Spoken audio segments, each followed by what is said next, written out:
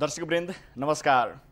कार्यक्रम माउन्टेन संवादमा यहाँलाई हार्दिक स्वागत छ। म दीपक धिताल। आजको कार्यक्रममा हामी कुराकानी गर्छौं स्थानीय निकाय पुनर्संरचना आयोगको प्रतिवेदनमा अनुसार स्थानीय निकाय जुन 565 गाउँपालिका नगरपालिका गरेर बनाउनुपर्छ भन्ने विषयका पक्षमा र विपक्षमा अहिले आवाजहरू उठिरहेका छन्। राजनीतिक दलहरू विभाजित छन् र त्यसैको वरिपरि 565 कै वरिपरि हुनुपर्छ भनेर नेकपा एमालेले आवाज उठाइरहेको छ। तर नेपाली कांग्रेसले पनि जिल्ला सभापतिहरूको भेला गर्यो, सांसदहरूसँग सुझाव माग गर्यो, यसको दोब्बर बनाइनुपर्छ भन्ने विषयमा पनि अहिले कुरा उठिरहेका छन्। र हिमाली जिल्लामा 5 देखि 10,000 र पहाडी जिल्लामा 10 देखि 15,000 जनसङ्ख्याको आधारमा बनाइनुपर्छ भन्ने कांग्रेसको विषय रहेको छ। त्यसैगरी पुनर्संरचना आयोगले भने हिमाली जिल्लामा 20,000, पहाडी जिल्लामा 25,000 र तराईका क्षेत्रमा 50,000 जनसङ्ख्यालाई आधार मानेको छ।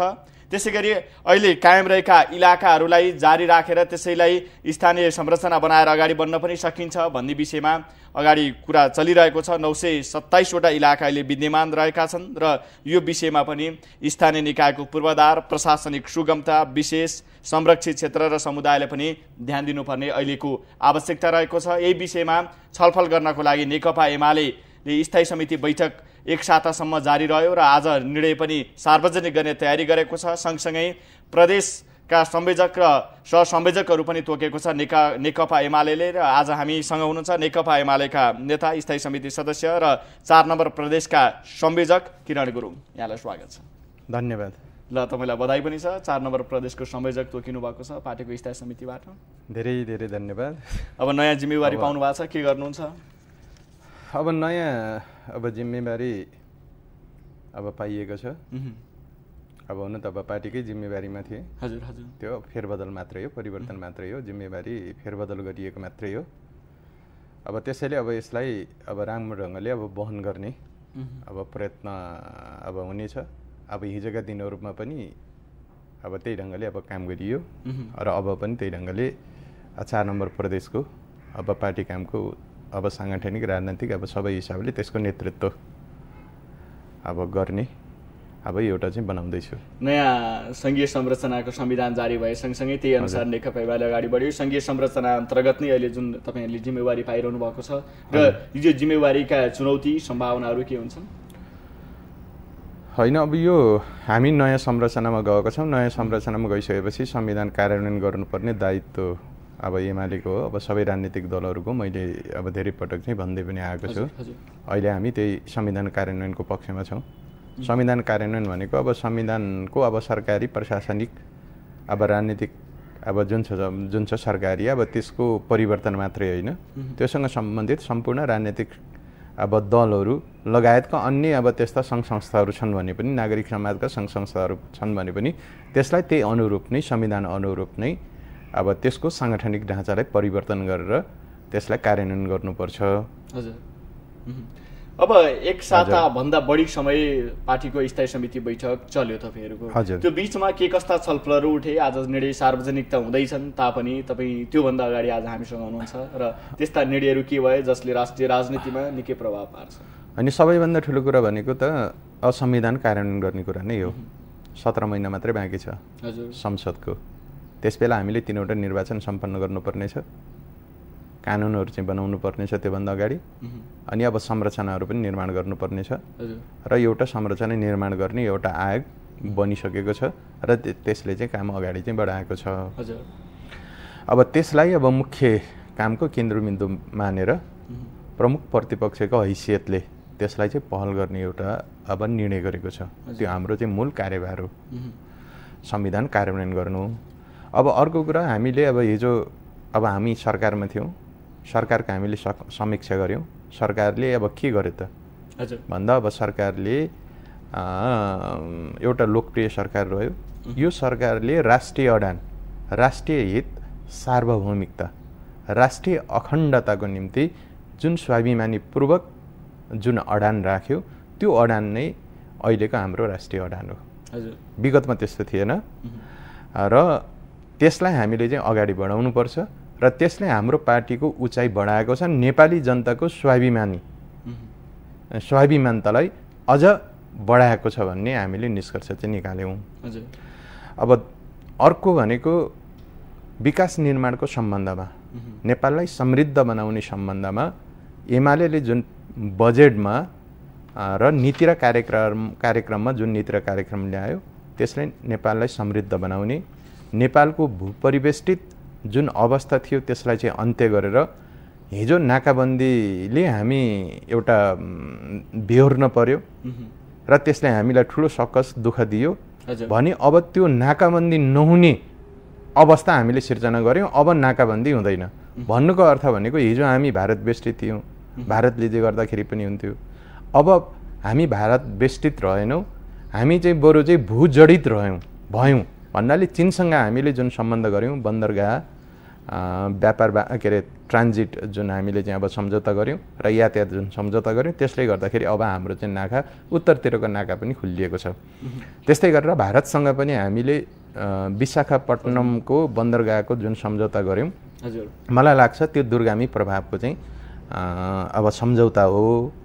अब एउटा कलकत्ताको बन्दरगाह भनेको निकै सानो बन्दरगाह हो भने यस्ता धेरै कामहरू हामीले गरेका छौँ। र जस्तो अब मधेसकै निम्ति हेर्ने हो भने पनि सबैभन्दा धेरै बजेट अहिले यसपटकको चाहिँ बजेटमा मधेसको विकासको निम्ति, त्यहाँको जनताको विकासको निम्ति हामीले विनियोजित गरेका छौँ। सदरमुकाममा चक्रपथ निर्माणका लागि 50 करोड विनियोजन गरेको विषयलाई जोड्नुभयो। होइन, त्यो चक्रपथ निर्माण गर्नेदेखि लिएर तराई मधेसका निम्ति चाहिँ आर्सेनिक पानीबाट चाहिँ मुक्त गर्नेदेखि लिएर सीमा क्षेत्रका चाहिँ गाउँहरूलाई विकास गर्नेदेखि लिएर अनि त्यसपछि त्यो राजमार्गबाट अब तराईका चाहिँ प्रत्येक सदरमुकामहरूलाई जोड्दाखेरि अब 4 लेनको चाहिँ लेन बनाउनेदेखि लिएर अनि त्यस्तै गरेर अब सिँचाइ सम्बन्धी पनि यहाँ धेरै कार्यक्रमहरू होइन मधेस केन्द्रित भएर त्यसलाई चाहिँ अगाडि बढाइएको छ भने यस्ता धेरै कार्यक्रमहरू तर स्थायी समिति बैठकमा पार्टीको आफ्नै कमजोरीका कारण सरकारबाट बाहिरिनु पर्यो, सरकार गिर्न पुग्यो भन्ने विषयमा पनि आवाज उठेछन्। आफूले कमजोरी गरेको विषयलाई स्वीकार पनि भएछ पार्टीमा र हामी आफ्नै कमजोरीले सरकार गिरेको हो भन्ने विषयमा पनि तपाईहरु सहमत होइन त्यो चाहिँ बिल्कुल अब गलत हो। अब कसरी यो अब बाहिर आयो हैन, कुराहरू चाहिँ उठे, छलफल उठे। अब जुन भ्रम कमजोरी पनि भयो भन्ने विषयमा छलफल होइन जुन निष्कर्ष ननिस्किन छलफलमा गयो होइन, जुन अब भ्रम थियो जसलाई चाहिँ ल्याएको थियो उनीहरुको भ्रम चाहिँ स्पष्ट पार्ने काम भयो र कसैको बलमा कसैले चाहिँ अब यो सरकार चाहिँ अब गिराउने भनेर लागिसकेपछि कसैले त्यसलाई चाहिँ बचाउन सक्ने आफ्नो कमजोरीले अब यो गिर्ने कुरै भएन। किनकि हिजो 14 बुँदे सहमति भएको थियो, त्यसपछि पनि 7 बुँदे चाहिँ सहमति भयो भएर त्यो 7 बुँदे सहमति भइसकेपछि पनि अब जुन मोडल अनुसार जुन ढङ्गले अब अगाडि बढ्नु पर्थ्यो अब त्यो प्रयत्न भइरहेको थियो। तर अब एक थरी शक्ति के थियो त भन्दाखेरि जसरी हुन्छ केपी ओलीको सरकारलाई चाहिँ ढाल्ने। अब हिजो अब कांग्रेसलाई चाहिँ प्रधानमन्त्री बनाएर ढाल्न सकिन्छ कि भन्ने चाहिँ प्रयत्न गरियो, त्यसबाट कुनै सम्भव नदेखिएपछि अब त्यही गठबन्धनकै पार्टीभित्र एउटा प्रमुख पार्टीभित्रकै मान्छेलाई चाहिँ प्रधानमन्त्री बनाएपछि मात्र यसलाई ढाल्न सकिन्छ भनेर त्यही योजना र त्यो डिजाइन अनुसार चाहिँ अगाडि बढेको अवस्थामा अब त्यहाँ चाहिँ कसैले त्यो योजना र डिजाइन कहाँबाट त्यो त स्पष्ट छ नि त। अब हिजो हामीले चाहिँ नाकाबन्दी भोग्यौँ, अब कसको कारणले भएको भन्ने कुरा चाहिँ जनताले जे बुझेका छन्, हामीले पनि त्यही बुझेका छौँ। स्वाभिमानी राष्ट्रवादी अब नेपाली जनताहरूले जे कुरा बुझेका छन् त्यही कुरा हाम्रो पार्टीले चाहिँ निष्कर्ष निकालेको छ र बुझेको छ। अब मिडियाले जे कुरा बुझेको छ त्यही कुरा हामीले बुझेका छौँ। त्यसलाई अब तपाईले भूजडित भन्नुभयो, हामी भूपरिवेष्टित देशको रूपमा र अब हामी भारतसँग मात्र निर्भर रहनुपर्ने परिस्थिति रहेन। नेकपा एमाले नेतृत्वको सरकार अर्थात् केपी शर्मा ओली नेतृत्वको सरकारले चीनसँग पनि पारवन सन्धि सम्झौता गरे सँगसँगै त्यो कार्य अब हामी चीनसँग पनि गर्न सक्छौँ भन्दा कार्यान्वयनको पाटोमा 5 महिनासम्म प्रस्ताव नपठाउनु नेकपा एमालेको नेतृत्वको कमजोरी रह्यो नि त। फेरि कस्तो प्रस्ताव? अब जुन त्यो विषयमा पारवन सन्धि सम्झौताका निर्णयलाई कार्यान्वयन गराउने पाटोहरू रहे, सँगसँगै जुन व्यापार व्यवसायका सम्भावनाहरूका विषयहरू रहे, त्यो बिचमा त माओवादी केन्द्रले नै आवाज उठाइरहेको छ सत्तामै रहँदाखेरि समेत तपाईहरुसँगै रहँदै। होइन त्यो एकदमै चाहिँ गलत कुरा हो होइन। सन्धि र सम्झौता जुन भयो त्यो ठुलो कुरा नै हो। 5-6 महिनापछि आएर त्यसका निम्ति चाहिँ फेरि पत्र पठाउनुपर्छ आदि इत्यादि भन्ने कुरै तुक चाहिँ छैन होइन। होला अब त्यसपछि आएर त्यो खुलिसकेपछि अब विभिन्न ढङ्गले विभिन्न खालको अब धेरै सन्धि सम्झौताहरू हुन सक्छन्। व्यापारसँग सम्बन्धित भयो होइन, अब व्यापारकैसँग सम्बन्धित भएर र त्यस्तै गरेर अब धेरै कुराहरू छन्। अब जस्तो अब रेलमार्गकै कुरा छ होइन, चीन र चाहिँ अब काठमाडौँलाई, अनि काठमाडौँबाट चाहिँ पोखरा, अनि त्यसपछि आएर लुम्बिनी, कोरिन्टोबाट अब लुम्बिनी, अब रेलमार्ग चाहिँ जडान गर्ने, त्यसको चाहिँ अध्ययन गर्ने, त्यो प्रक्रियालाई चाहिँ अगाडि बढाउने भन्ने कुरा छ होइन। कतिपय अब कागजी प्रक्रियाहरू अब के भयो, कसरी अगाडि बढाइँदैछ भन्ने कुरा चाहिँ अब त्यो अहिले चाहिँ सतहमा आइसकेको छैन।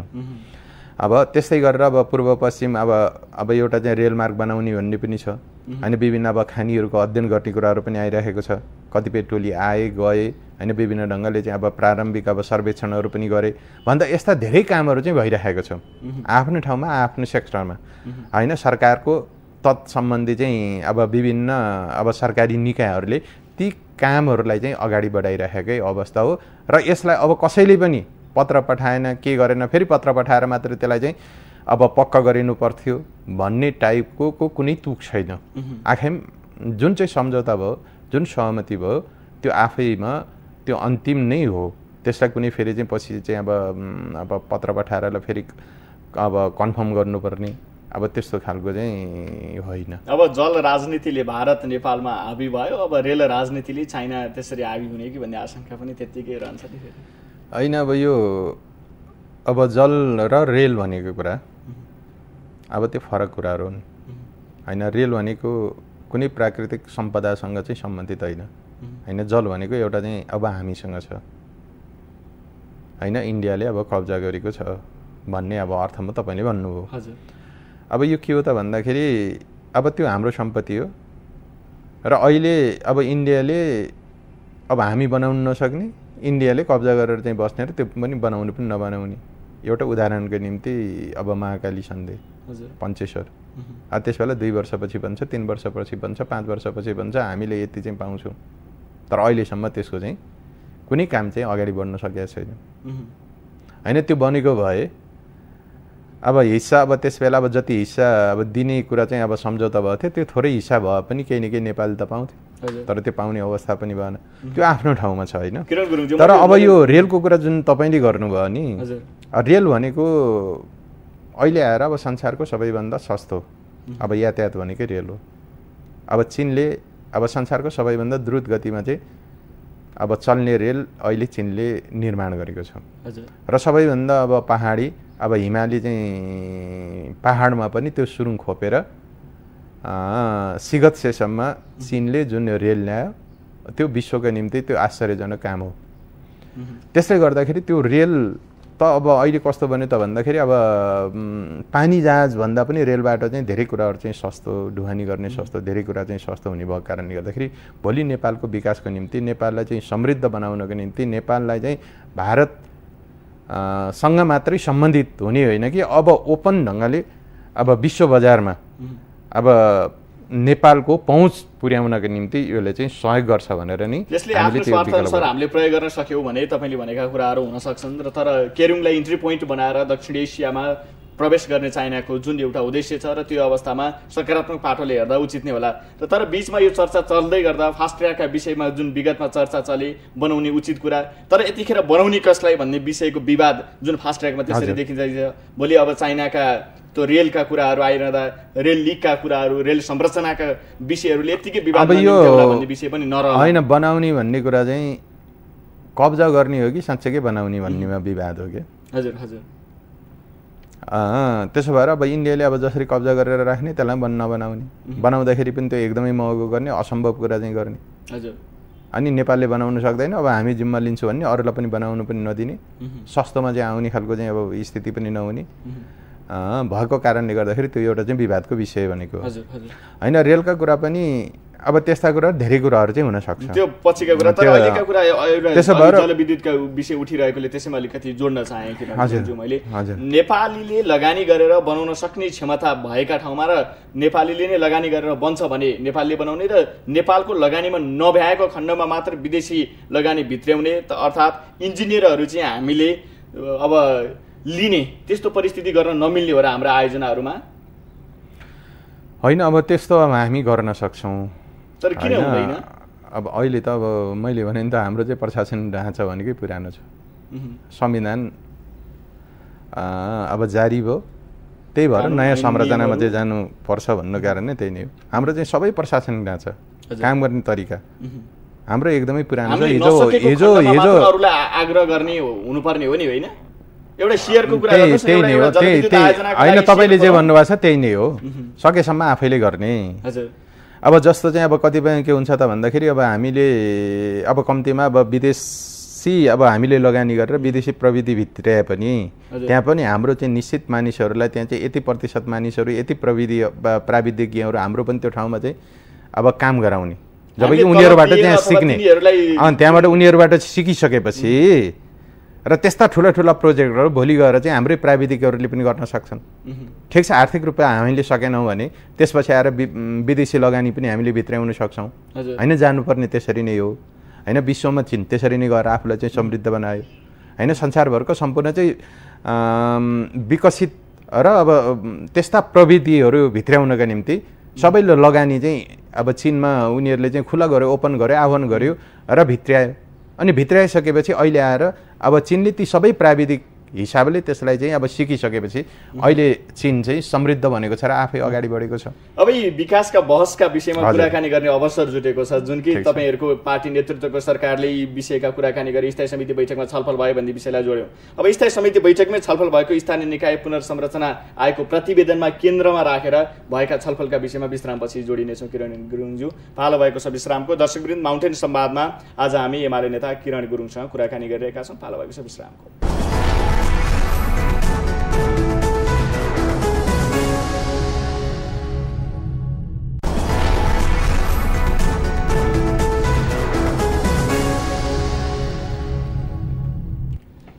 दर्शकवृन्द, विश्रामपछि फेरि स्वागत छ। माउन्टेन संवादमा हुनुहुन्छ। आज हामी कुराकानी गरिरहेका छौँ नेकपा एमाले स्थायी समिति सदस्य एवं 4 नम्बर प्रदेशका संयोजक किरण गुरुङ आज हामीसँग हुनुहुन्छ। गुरुङज्यू, विश्रामपछि फेरि स्वागत छ। अब तपाईँहरूको पार्टीको स्थायी समिति बैठकमा स्थानीय निकाय पुनर्संरचना आएको प्रतिवेदनलाई केन्द्रमा राखेर जुन 565वटा अहिले गाउँपालिका नगरपालिकाका जुन अवधारणाहरू आइरहेका छन् र यसरी लिइरहँदा कङ्ग्रेसले दोब्बर हुनुपर्छ भन्यो, तर तपाईँहरूले अझ सके कम गर्नुपर्छ भन्ने खालको आशय छलफलमा चलाउनु भयो। यसको चाहिँ भनाइ के हो, तपाईँहरूको निष्कर्ष के रह्यो यो बिचमा?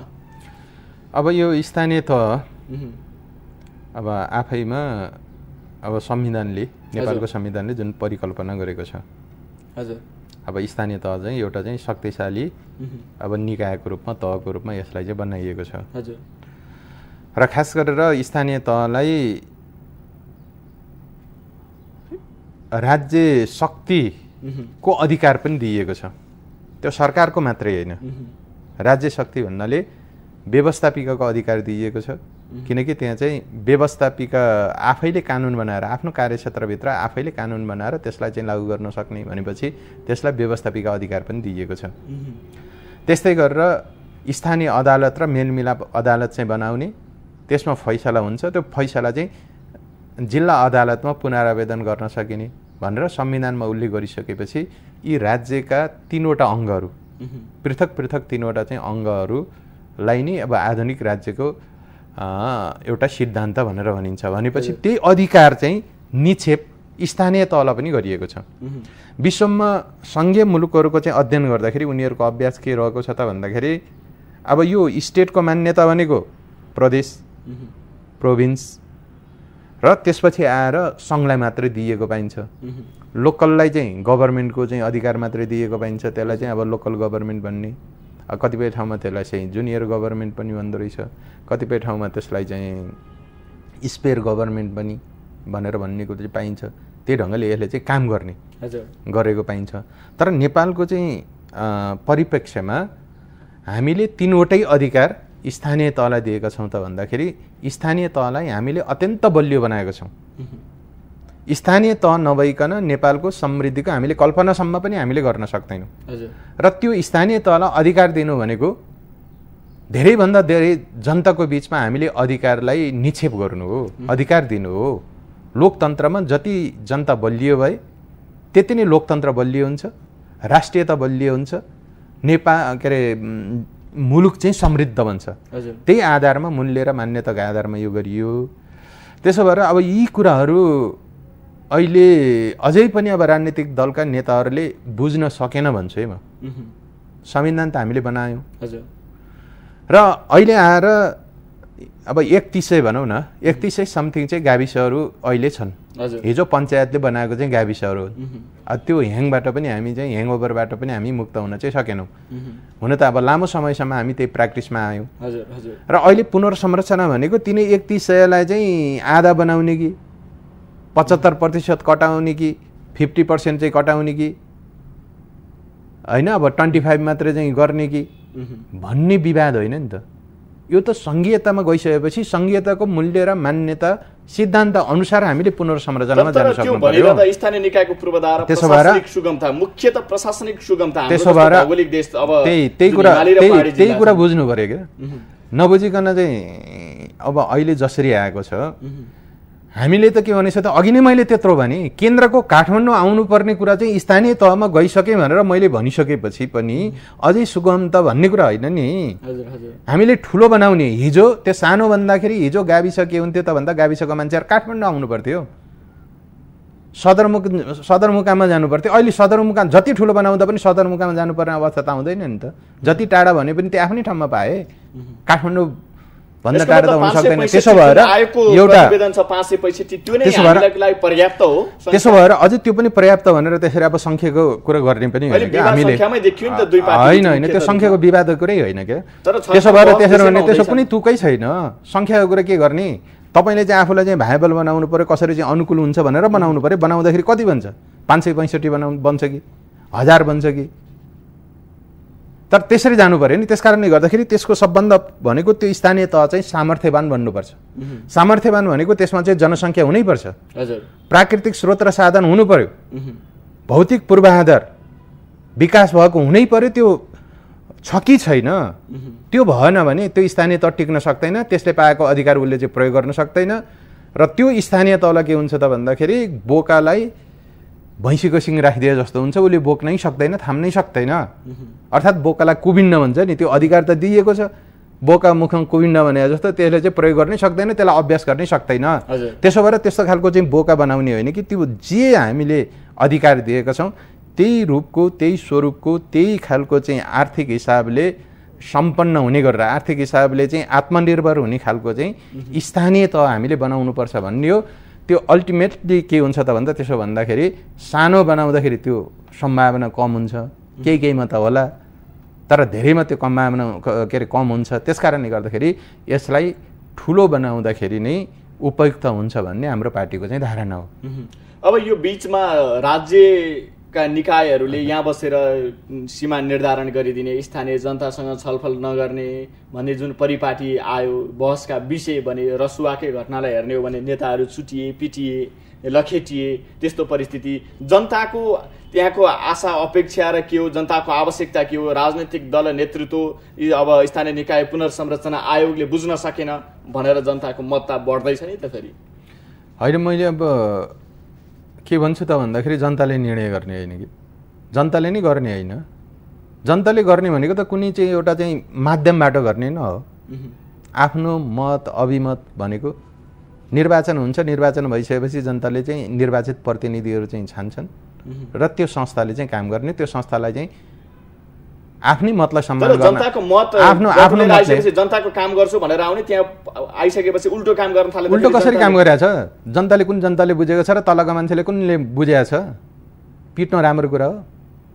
त्यसलाई चाहिँ तपाईँहरू चाहिँ अब उसले चाहिँ त्यसलाई के भन्छ र मिडियाले त्यसलाई चाहिँ उछाल्नु चाहिँ राम्रो हो, त्यसको पक्षमा बोल्नु हो, त्यो जनताको चाहिँ अभिमत भन्ने हो।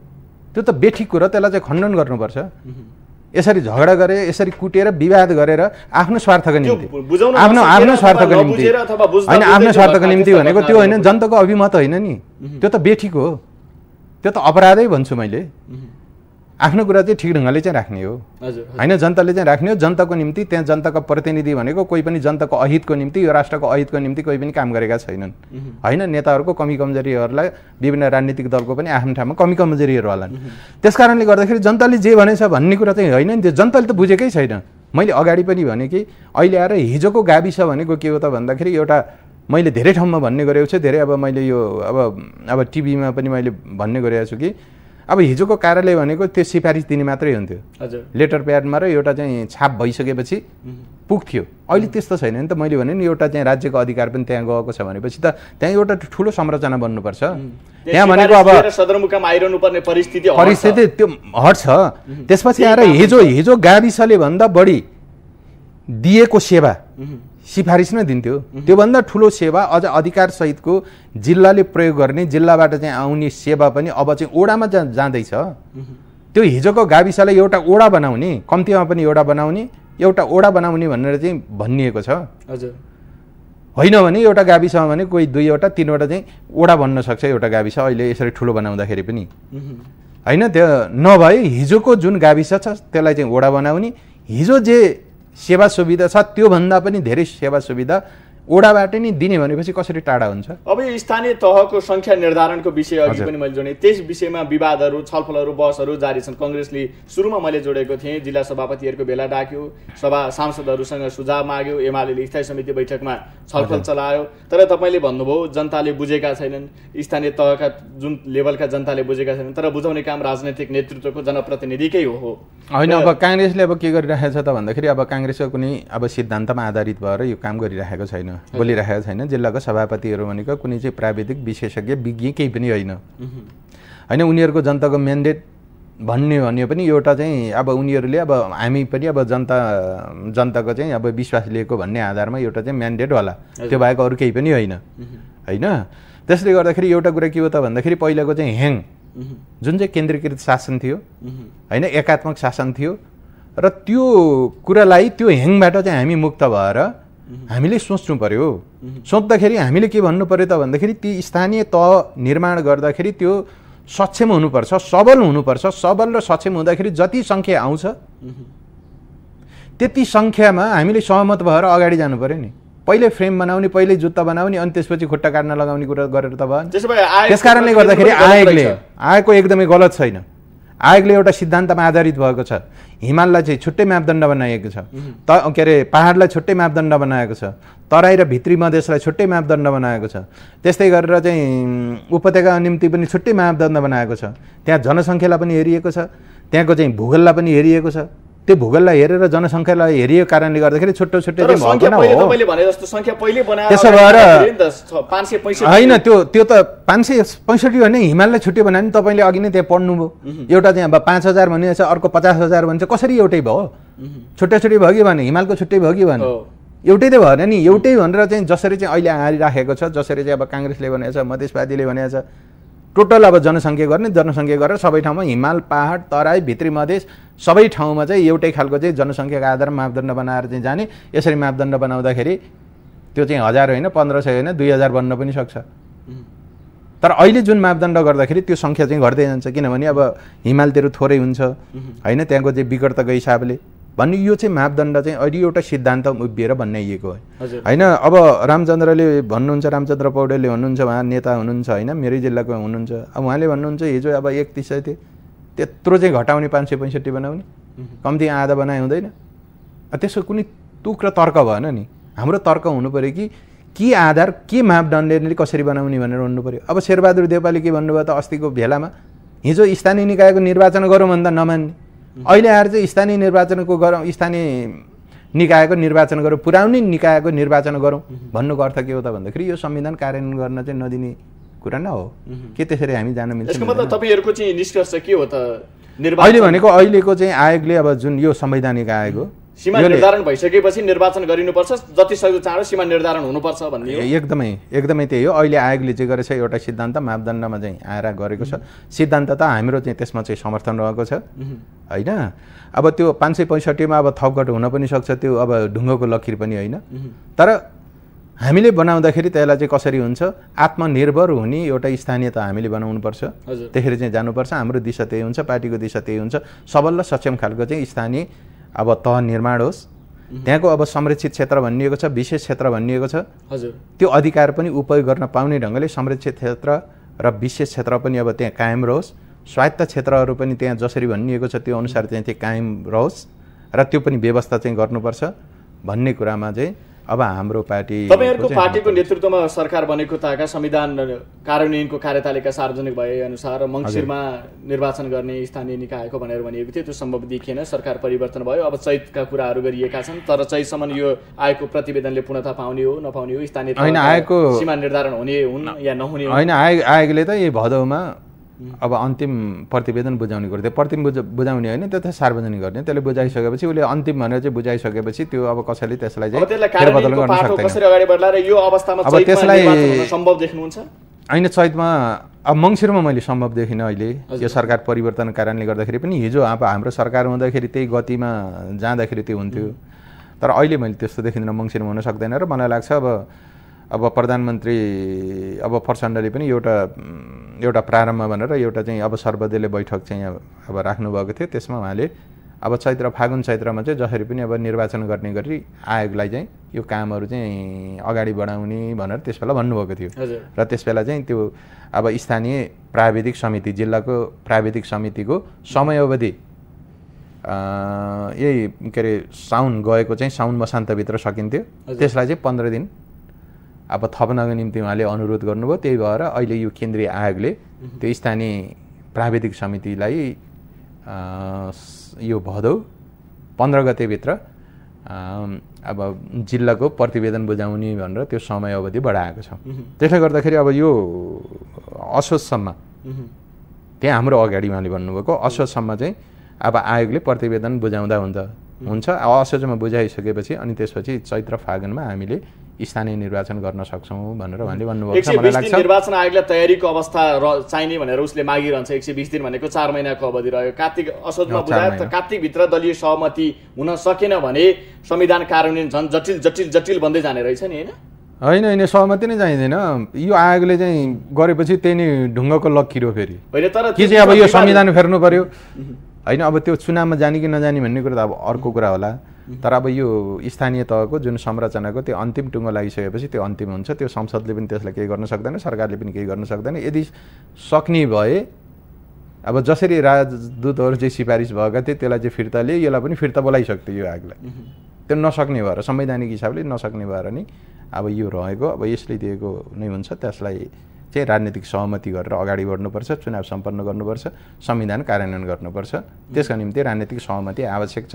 त्यसमा पनि हाम्रो पार्टी अत्यन्त अब सजग छ र त्यसमा हुनुपर्छ भन्ने अब मान्यतामा रहेको छ। अन्तिम चरणमा छौँ। अब 2 जना प्रधानमन्त्रीका विशेष दूत चाइना र इन्डिया भ्रमण गरेर फर्कनुभयो। चीनको भ्रमणका विषय त्यति चर्चामा खासै रहँदैनन्, एउटा पाटो रहन्छ, विकास र आर्थिकको पाटो त्यत्तिकै रहन्छ। त्यता भने यतापट्टि चाहिँ राजनीतिक, सांस्कृतिक र सामाजिक चासो बढिरहन्छ इन्डियापट्टि। र फास्ट ट्र्याक, त्यसै गरी संविधान संशोधनका विषय भारतमा छलफल भयो भनेर उप प्रधानमन्त्री विमलेन्द्र नीति केही आलोचित बन्नुभयो। यो बिचमा 2वटा भ्रमणलाई सरसर्ती हेर्दा कसरी तपाईँले मूल्याङ्कन गर्नुभएको छ र हेर्दा कसरी हेर्नुहुन्छ? अहिले मैले अब त्यति अब त्यहाँ के भयो कसो भयो भन्ने कुरा राजनीतिज्ञको हिसाबले तपाईँहरूले त हेरिरहनुहुन्छ होइन। मैले अब त्यहाँ के भयो कसो गरेँ के गरेँ भन्ने सम्बन्धमा मैले त्यसरी चाहिँ अब यो बैठकमा अलि व्यस्त भएर पनि होला। अब त्यो कुरामा मैले चाहिँ अध्ययन गरिसकेको पनि छैन। मिडियाकै कुरा गर्ने हो भने मिडियामा पनि मैले त्यो पढिराखेको अवस्था होइन। त्यसले गर्दाखेरि अब जे हुन्छ अब सकारात्मक ढङ्गले सोद्धाखेरि अब नेपालको हित हुने काम गरेर आउनुभएको छ भनेर मैले नि सोच्नुपर्छ होइन। विमलेन्द्र नीति पनि उहाँ नेपाली हो भने नेपालीकै हितमा उहाँले कुरा गर्नुपर्छ, राष्ट्रियताको हितमा कुराकानी गर्नुपर्छ, नेपालको सार्वभौमिकता र हिजोको अब एमाले सरकारमा रहँदा जुन राष्ट्रिय अडान नै हाम्रो राष्ट्रिय हित हो, राष्ट्रिय सुरक्षा नीति पनि त्यही अनुरूप चाहिँ अगाडि बढ्नुपर्छ र त्यही ढङ्गले उहाँले काम गर्नुपर्छ। काम गर्नुभयो होला भन्ने मलाई चाहिँ लाग्छ। अब अरू कुरा त्यस्तो भएछ, गल्ती भएछ भने त्यो सजाय पनि उहाँले नै पाउनुहुन्छ, आलोचना उहाँले नै भोग्नुहुन्छ। धन्यवाद, महत्त्वपूर्ण समय हामीलाई उपलब्ध गराइदिनु भयो। हस्त धन्यवाद माउन्टेन संवादलाई, मेरो पनि धन्यवाद, धेरै धेरै धन्यवाद। दर्शकवृन्द, आज हामीले कुराकानी गऱ्यौँ नेकपा एमाले स्थायी समिति सदस्य 4 नम्बर प्रदेशका संयोजक किरण गुरुङसँग। अहिले स्थानीय निकाय पुनर्संरचना आयोगको प्रतिवेदनलाई केन्द्रमा राखेर छलफल बहसहरू भइरहेका छन्। स्थानीय तहको सीमा निर्धारण र सङ्ख्याका विषय बहस छलफल जारी रहेका बेला हामीले अब कस्तो हुनुपर्छ, के हो नेकपा एमालेको धारणा, के हो र अन्य दलहरूले किन सङ्ख्या बढाउनुपर्छ भन्ने विषयमा आफ्ना आवाजहरू बोलिरहेका छन् भन्ने विषयमा चर्चा परिचर्चा सँगसँगै अन्य अहिलेको समसामयिक परिस्थितिका विषयमा छलफल गऱ्यौँ। कार्यक्रम हेरेर साथ दिनुभयो तपाईँ सबैलाई धन्यवाद। कार्यक्रमबाट म दीपक धिताल पनि बिदा हुन्छु। नमस्कार।